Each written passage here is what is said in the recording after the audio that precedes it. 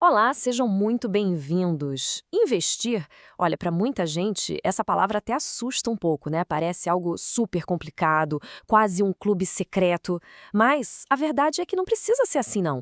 A ideia aqui é a gente desmistificar juntos os conceitos básicos para que qualquer um possa tomar decisões mais conscientes com o próprio dinheiro. Então, bora lá? Vamos mergulhar nisso. Ah, essa é a famosa pergunta de R$ 1 milhão, não é verdade? É a primeira coisa que passa pela cabeça de quem está começando a pensar no assunto. Tá, mas onde eu coloco meu dinheiro para ele render o máximo? É quase como procurar uma fórmula mágica, um segredo que só os experts sabem. E aqui vem a grande revelação. A real é que essa fórmula mágica simplesmente não existe. Pois é, a resposta para essa pergunta não é uma só para todo mundo. Ela é totalmente pessoal. O foco precisa mudar de qual é o melhor investimento que existe para qual é o melhor investimento para mim. E é exatamente como encontrar essa resposta que a gente vai descobrir aqui. Ok.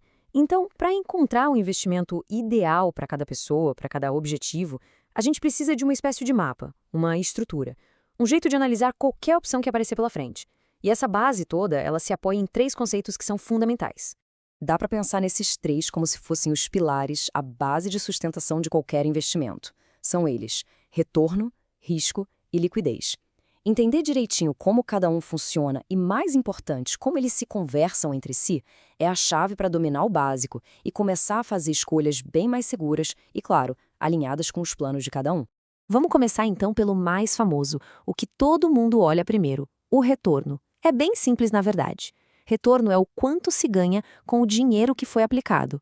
E ele se divide em duas grandes famílias que, com certeza, quem está ouvindo já ouviu falar por aí: a renda fixa e a renda variável. A diferença entre elas é crucial. Pensa assim: na renda fixa, as regras do jogo são combinadas logo no começo. A pessoa já sabe quanto vai receber lá na frente, ou pelo menos qual vai ser a fórmula para calcular esse ganho. É mais previsível. Agora, na renda variável, o nome já entrega, né? O retorno é uma grande incógnita. Ele pode variar, e muito. Depende do desempenho de uma empresa, da economia do país, até do humor do mercado. O potencial de ganhar mais é maior? Sim, mas o risco de perder também. É um jogo com bem menos previsibilidade. Olha só esse exemplo prático de renda fixa pré-fixada. Imagina a situação: alguém investe hoje R$ 900 com a promessa de receber exatamente R$ 1.000 daqui a um ano. Simples assim. O valor final já está combinado, já está pré-fixado desde o início. Zero surpresas no resultado final. Agora, e se o combinado fosse um pouquinho diferente? O investimento é o mesmo, R$ 900. Só que o retorno final vai depender de um índice da economia, um bem famoso, a taxa Selic, por exemplo. A regra do cálculo, a fórmula, é conhecida, mas o valor exato em reais, esse a gente só vai descobrir lá no futuro. Isso é o que se chama de pós-fixado. A fórmula é fixa, mas o resultado final, esse, varia. E aqui, gente, vem um alerta que é fundamental. Muita gente escuta renda fixa e já pensa: ah, beleza, é garantido, não tem risco. Cuidado, isso não é verdade. O nome fixa tem a ver com a regra de como o dinheiro vai render, não com a garantia de que ele vai ser pago. Como qualquer investimento, sempre existe uma possibilidade, mesmo que seja pequena, de alguma coisa dar errado e de se perder parte ou todo o capital investido. Isso, claro, nos leva direto para o nosso segundo pilar: o risco.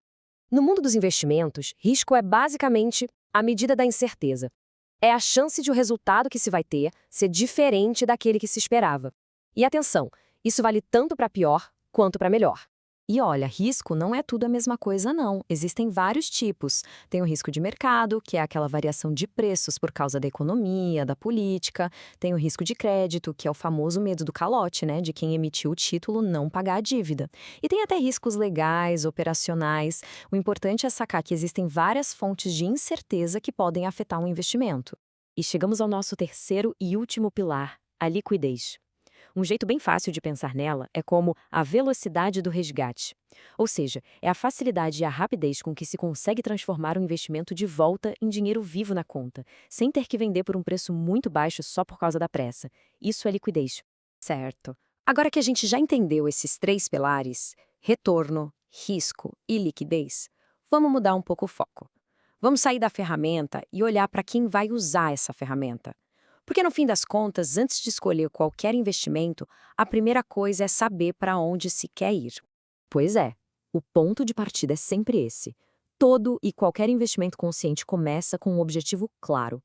Qual é a intenção por trás daquele dinheiro? É para comprar uma casa, fazer uma viagem dos sonhos, pensar na aposentadoria ou montar uma reserva de emergência? O objetivo é o primeiro filtro, o mais importante de todos, para escolher o caminho certo.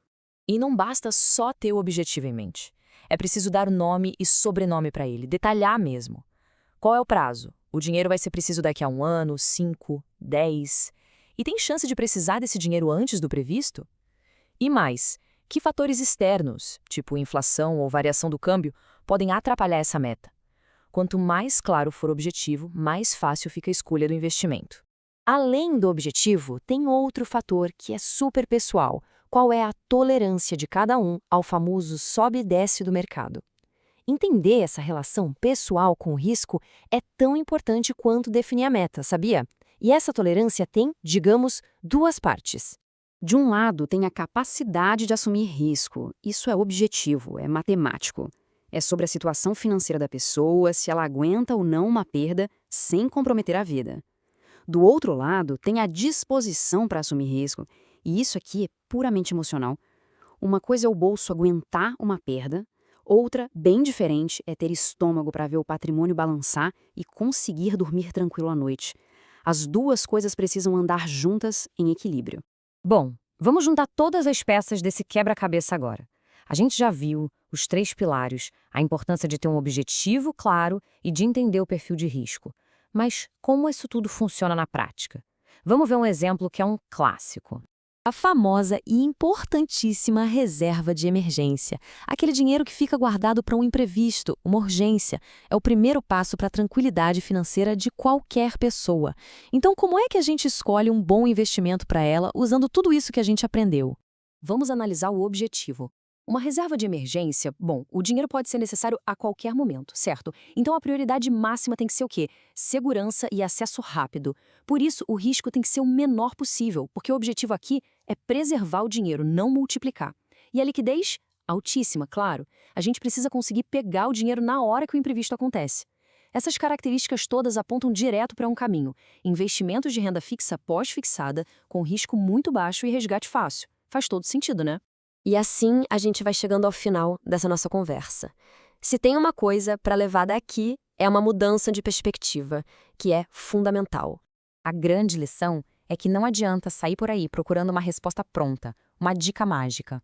O melhor investimento não é um produto específico na prateleira, ele é, na verdade, uma combinação. É aquele ativo que se encaixa perfeitamente num objetivo, num prazo e numa tolerância ao risco que são únicos de cada pessoa. A resposta, no fim das contas, está no autoconhecimento financeiro. E para fechar, fica a reflexão. A gente viu aqui o como analisar as ferramentas, mas o porquê, o motivo, o objetivo, essa é a parte mais importante de todas. E ela é totalmente pessoal. Com essas ferramentas em mãos, qual seria um bom primeiro objetivo para começar a colocar em prática?